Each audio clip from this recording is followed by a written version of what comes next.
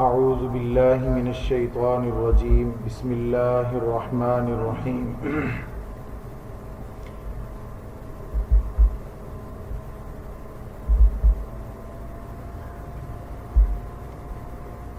لقد کان، البتہ تحقیق ہے یا ماضی ہے تو تھی، لسبع، سبا کے لیے، فی مسکنہم، ان کے مسکن میں، آیہ، نشانی۔ مسکن سین کاف نون سے ہے۔ جنتان، دو باغ، عن یمین، دائیں طرف، و شمال، اور بائیں طرف۔ کلو، کھاؤ، من رزق ربکم، اپنے رب کے رزق سے، واشکروا لہ، اور اس کا شکر ادا کرو۔ بلدتن، بلدہ ہے، شہر ہے یا ملک ہے، علاقہ ہے۔ طیبۃ، پاکیزہ۔ ورب، اور رب ہے غفور، بخشنے والا۔ اس آیت مبارکہ میں اللہ رب العزت نے قوم سبا پر جو نعمتیں کی ہیں ان کا تذکرہ فرمایا ہے۔ اللہ رب العزت نے خاص طور پر وہاں باغات کا تذکرہ فرمایا، اسی طریقے سے بلدۃ طیبہ کا تذکرہ فرمایا، اور اللہ رب العزت نے ان انعامات کو منسلک فرمایا قوم سبا کے ساتھ۔ اللہ رب العزت نے ان کے مسکن اور ان کی رہائش کا بھی تذکرہ فرمایا، اور ان کی رہائش کو اللہ رب العزت نے ایک نشانی بتایا۔ پھر اللہ رب العزت نے جس پیرائے میں، جس سیاق و سباق میں قرآن مجید کی اس صورت میں ان آیات کے بعد جو تذکرہ فرمایا، اس کا مقصد یہ کہ یہی چیزیں ہم نے اور لوگوں کو بھی عطا کی۔ مثلا ہم نے یہی چیزیں حضرت سلیمان علیہ السلام کو بھی عطا فرمائی تھیں، ان کا رد عمل دیکھیے ان نعمتوں کے بعد، اور یہی نعمتیں ہم نے قوم سبا کو عطا فرمائیں، قوم سبا کا رد عمل دیکھیے ان انعامات کے بعد۔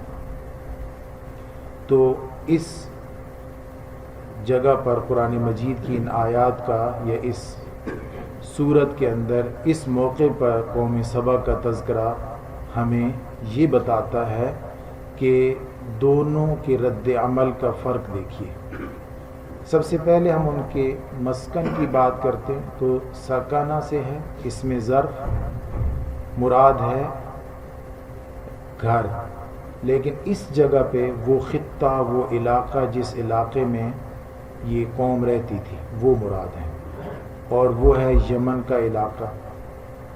اللہ رب العزت نے اس علاقے میں باغات کا تذکرہ فرمایا۔ جنتان، جنتان جو ہے یہ تثنیہ ہے، جنتن کا، جنتن کا معنی باغ ہوتا ہے، اور جنتان کا معنی عربی میں دو باغ ہوتا ہے۔ عربی میں واحد کے لیے علیحدہ لفظ، ایک کے لیے علیحدہ لفظ، دو کے لیے علیحدہ لفظ، اور دو سے زائد جمع شروع ہوتی ہے، یعنی تین یا تین سے زائد جو ہوتے ہیں اس کے لیے جمع ہوتا ہے، دو کے لیے تثنیہ۔ تو تثنیہ کا لفظ ہے جنتان، اس کا جو حالت رفع ہے وہ الف کے ساتھ، حالت نصب جر یا نون کے ساتھ آتا ہے۔ تو قرآن مجید میں یہ کھڑا زبر کے ساتھ لکھا ہوا ہے کہ کسی قرات میں یہ جنتین ہے اور کسی میں جنتان ہے، معنی دونوں کا باغ ہی ہے، لیکن گرامر کا فرق ہے، گرامر میں۔ تو لکھا گیا اس طریقے سے کہ اس کو جنتان بھی پڑھ سکتے ہیں کھڑا زبر ڈال کے، اور بغیر کھڑا زبر کے جنتین بھی پڑھ سکتے ہیں۔ دو باغ اس لیے فرمایا کہ وہاں 2 باغ تھے نہیں، یہ نہیں کہ گنتی میں 2 باغ تھے، باغات بہت زیادہ تھے، لیکن منظر ایسا کھینچا کہ ایک شخص اگر کھڑا ہوتا تھا تو اس کے دائیں طرف اور اس کے بائیں طرف باغ ہوتے، تو دائیں طرف اور بائیں طرف باغ، اگرچہ وہ باغ علیحدہ علیحدہ ملکیتوں میں ہوں گے، علیحدہ علیحدہ ان کی جو ہے حدود ہوں گی، حد بندیاں ہوں گی، علیحدہ علیحدہ چیزوں کے باغات ہوں گے، علیحدہ علیحدہ فصلوں اور پھلوں کے باغات ہوں گے، لیکن ان کو 2 باغ فرمانے کی وجہ یہ ہے کہ آدمی جب کھڑا ہوتا تھا تو اس کے دائیں طرف بھی ایک باغ اور بائیں طرف دوسرا باغ، تو اس منظر کو بیان فرمایا ہے جنتان کے ساتھ کہ ان کے بہت لہلہاتے اور بہت ہی سرسبز و شاداب باغات ہیں۔ بلدۃ طیبہ، بلدہ ویسے شہر کو کہتے ہیں، ملک کو بھی کہہ سکتے ہیں، اور خطے اور علاقے کو بھی کہہ سکتے ہیں۔ ویسے اس جگہ پر بلدہ سے مراد جو ہے وہ زمین کا زرخیز علاقہ ہے، زرخیز۔ تو اللہ تعالیٰ کی بہت بڑی نعمت ہے کسی جگہ پر زمین کا زرخیز ہونا، برابر ہونا، ایسی زمین ہونا جس میں ہل چلایا جا سکے، پانی دے کر اس سے فصلیں اگائی جا سکیں، یہ اللہ تعالیٰ کا بہت بڑا انعام ہوتا ہے۔ تو اللہ تعالیٰ نے یہ انعام قوم سبا کو دیا، بلدۃ طیبہ، پاکیزہ شہر، اور اس شہر سے مراد معارب ہے۔ معارب موجودہ یمن کا جو دارالسلطنت ہے صنعاء، اس سے 55 میل شمال مشرق کی طرف ہے، اور اس جگہ پر جو ہے وہ ایک قوم آباد تھی جس کا نام قوم سبا تھا، اور یہ 1100 قبل مسیح آباد تھی، اور ہمیں تاریخی حوالوں سے پتہ چلتا ہے کہ اس قوم کو 1000 سال تک بہت عروج رہا، بہت عروج اس کو ملا، 1000 سال تک ان کی تجارت پورے خطے میں پھیلی ہوئی تھی۔ یہ خوشبوؤں کا کام کرتے، یہ پھلوں کا کام کرتے، میوہ جات کا کام کرتے، اور سبزیاں اور غلے وغیرہ ان کے پورے علاقے میں بکتے، اور مختلف چیزوں پر ان کا یعنی کہ دھاگ بیٹھی ہوئی تھی، مشہور تھے یمن کی فلاں چیز اور یمن کی فلاں چیز، قوم سبا کی فلاں چیز، بلکہ تاریخی طور پر پتہ چلتا ہے کہ ماضی کی امیر ترین قوم تھی یہ، ماضی کی امیر ترین قوم۔ تو امیر ترین قوم اللہ رب العزت نے انہیں بنایا، اور اس کی وجہ کیا تھی کہ جگہ جگہ انہوں نے بند باندھ کر نظام آبپاشی کو بہتر بنایا تھا، زراعت میں خوب ترقی کی تھی، اور انہوں نے خوب مال کمایا اس وجہ سے۔ لیکن مذہبی طور پر یہ لوگ مشرک تھے، سورج کے پوجا کرتے تھے۔ ہدہد نے جو حضرت سلیمان علیہ السلام سے شکایت کی تھی، اس سے پتہ چلتا ہے کہ وہ سورج کی پوجا کر رہے تھے۔ جب یہ آیت مبارکہ نازل ہوئی تو آپ صلی اللہ علیہ وسلم سے ایک شخص نے پوچھا کہ یا رسول اللہ صلی اللہ علیہ وآلہ وسلم، سبا مرد تھا یا عورت؟ تو آپ صلی اللہ علیہ وسلم نے فرمایا کہ یہ عرب کا ایک شخص تھا، اس کے ہاں 10 بیٹے پیدا ہوئے، 6 یمن میں آباد ہوئے، اور جو ازد، کندہ، مزدج، اشر، انمار کی پھر آگے 2 شاخیں، اور اس میں سے 4 جو ہے وہ شام میں آباد ہوئے، عاملہ، غسان، لحم اور جزام۔ آپ صلی اللہ علیہ وآلہ وسلم نے گویا کہ یہ ارشاد فرما دیا کہ یہ عرب تھے، اور عرب ہی کی اولاد میں سے آگے یہ آباد ہوئے۔ تو سبا بنیادی طور پر ایک شخص کا نام ہے جس کی 10 اولادیں ہیں، اور پھر اسی کے نام سے وہ علاقہ آباد ہوا، گویا کہ اس کو آباد کرنے میں اس شخص کا بڑا ہاتھ ہوگا۔ لیکن اتنا عرصہ تک 1000 سال تک یہ قوم دنیا پر رہی اور حکومت کرتی رہی اور راج کرتی رہی تجارت میں اور زراعت میں۔ اللہ رب العزت نے اس قوم کو بطور آیت کے پیش فرمایا، لقد کان لسبأ فی مسکنہم آیہ، آیت سے مراد یہاں یہ ہے کہ یہ آیت کہتے ہیں نشانی کو، جو چیز کہیں نشان لگا دیا جاتا ہے، جیسے ریڈ نشان روڈ پر اس بات کی نشانی ہے کہ رک جائیے، جی گرین نشان لائٹ اس بات کی نشانی ہے کہ چلیے، اور یو ٹرن کے لیے نشانی ہے. تو یہ آیات نشانی، جس سے علامت ہم کہتے ہیں کہ کوئی اور چیز سمجھ آتی ہے اس کو دیکھ کر. قوم سبا کا عروج میں نے تھوڑا سا بتایا آپ کو، بہت بڑی قوم تھی، بہت طاقتور قوم تھی، مالی لحاظ سے بڑی مضبوط قوم تھی، تجارتی لحاظ سے بڑی مضبوط قوم تھی، تجارت اور زراعت میں اس کا بڑا ہاتھ تھا، بند باندھے ہوئے تھے، پانی کو کنٹرول کرتے تھے، پانی کو ذخیرہ کر کے کھیتوں تک پہنچاتے، مختلف فصلیں غلے اگاتے. جب مالی طور پر مضبوط تھے تو حاکم بھی تھے، دنیا پر ان کا راج بھی تھا. تو لیکن اللہ کے سامنے کچھ بھی نہیں تھے، اللہ کے مقابلے میں کچھ بھی نہیں تھے. اللہ تعالیٰ یہ بتاتے ہیں کہ دنیا کے ساز و سامان کی بہتات کے باوجود جب میں نے ان کو تباہ کرنا چاہا تو کوئی بھی ان کو نہیں بچا سکا. آیت سے مراد یہ ہے کہ دنیا کا ساز و سامان جتنا بھی ہو جائے وہ میرے سامنے کچھ نہیں ہے، میرے حکم کے سامنے کچھ نہیں ہے. مختار پھر بھی میں ہوں، اختیار میرا ہی ہے. اور میرا اختیار کیا ہے؟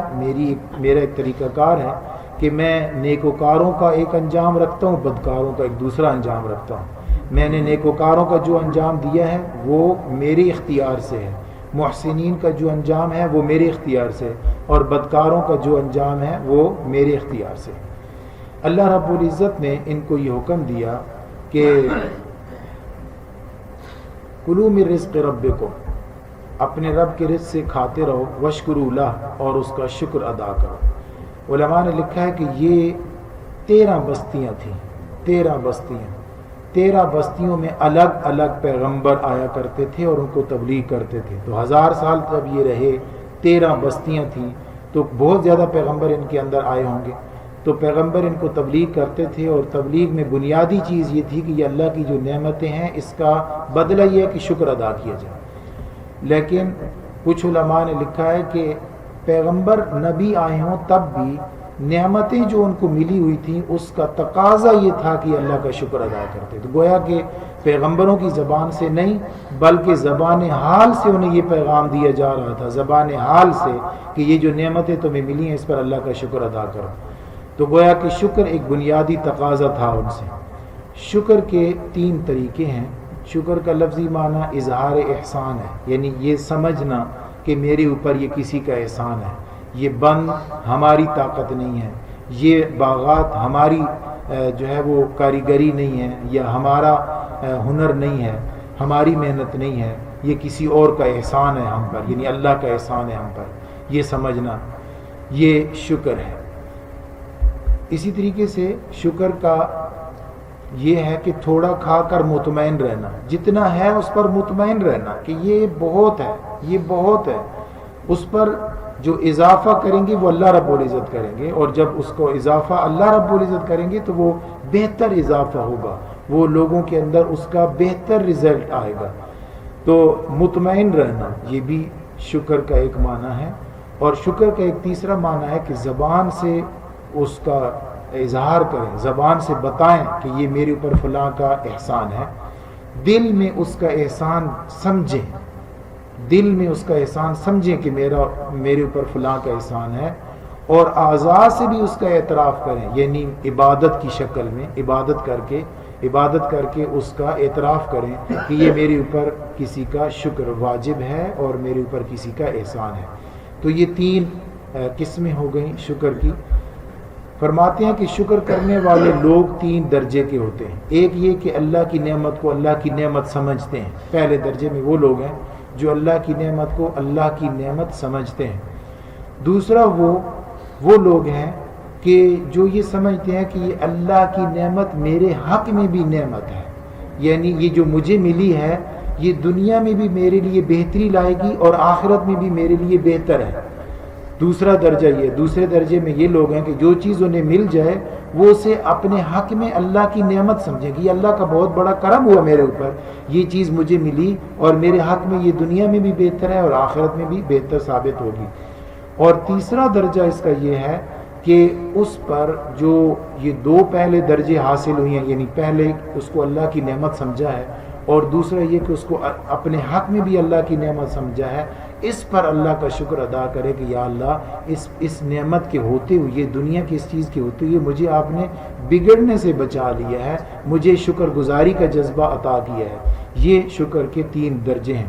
اللہ رب العزت اس شکر پر جو انعام فرماتے ہیں وہ یہ 5ویں پارے کی آخری آیت ہے، فرمایا ما یفعل اللہ بعذابکم ان شکرتم وآمنتم، اللہ تمہیں عذاب دے کر کرے گا کیا اگر تم شکر کرتے رہو اور اللہ کو مانتے رہو۔ یعنی اللہ نے عذاب یوں ہی تمہیں نہیں دینا، اللہ کوئی ایسا بادشاہ نہیں ہے کہ لوگوں کو عذاب اور تکلیف میں ڈال کر اسے سکون اور مزہ آتا ہے، نہیں، اللہ اس چیز سے پاک ہے۔ ما یفعل اللہ بعذابکم، اللہ تمہیں عذاب دے کر کیا کرے گا ان شکرتم وآمنتم، اگر تم شکر کرتے رہو اور ایمان رکھتے رہو۔ وکان اللہ شاکرا علیما، اور اللہ تعالیٰ قدردان ہے، شکر کرنے والے کو اللہ رب العزت جانتا ہے اور اللہ تعالیٰ اس سے واقف ہے۔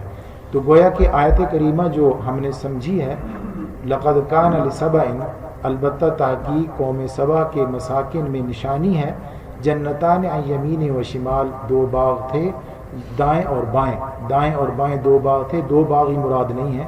کلوا من رزق ربکم واشکروا لہ، کھاؤ اپنے رب کے رزق سے اور اس کا شکر ادا کرو۔ بلدۃ طیبۃ، یہ پاکیزہ شہر ہے، اور جس رب نے تمہیں یہ شہر عطا کیا وہ تمہیں پالنا چاہتا ہے اور وہ تمہیں بخشنا بھی چاہتا ہے۔ ورب غفور، اللہ رب العزت ہمیں ان نعمتوں کی قدر کرنے کی توفیق